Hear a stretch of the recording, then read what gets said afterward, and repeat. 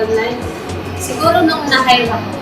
Kasi when I was a contractual employee, nagalit sa akin yung boss ko kasi nabuntis ako. Pero she's pushing me for a regular position. Tapos after 3 long years, tinawagan ko si Pablo Arco for a regular position. Sabi ko, eto na, eto na. Ayun, kasi ang tagal kong inintay na ma-regular. Film Life have done so many things for me. Nagkaroon ako ng stable na trabaho, yung career, at saka, ayun, nakapagpagawa rin kami ng bahay ng husband ko, yung aming greenhouse sa tulong ng Film. Yung most memorable moment ko sa Film Life, siguro yung first time na nag-participate ako for beat planning. So, doon ko na-meet yung mga executives and then yung mga co-workers ko from other networks.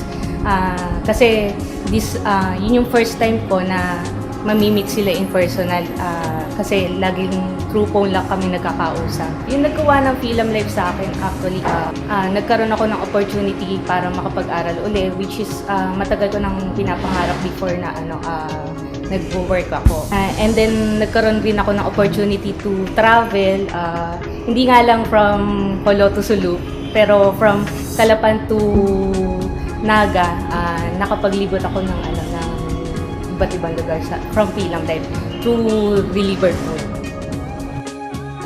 Most memorable experience yung first time kong makadaupang palad si Mr. Quisha. Bago siyang appointed noon as President of Film Life, and we had our AC conference by then. Fellowship namin noon, and nagbi-video okay, and he sang with me. Siguro dahil ang kinakanta ko, favorite niya yata yon, My Way. Kung bibilangin yung nagawa ng Film Life, marami siya.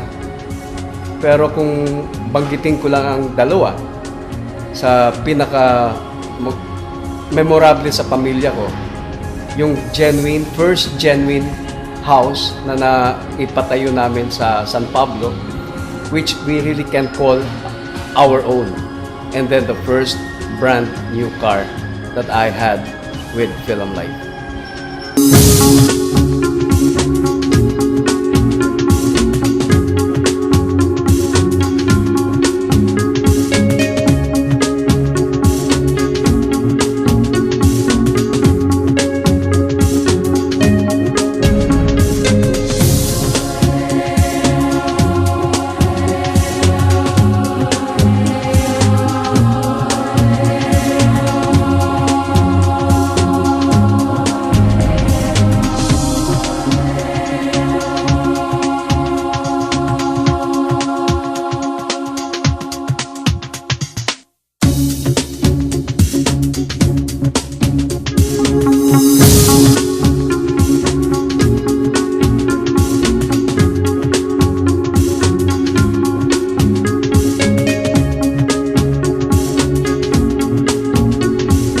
Yung loyalty ko andito. When it comes to package, yung benefits for the employees, very good ang Film Life. Film Life, thank you for 25 years. Thank you for everything.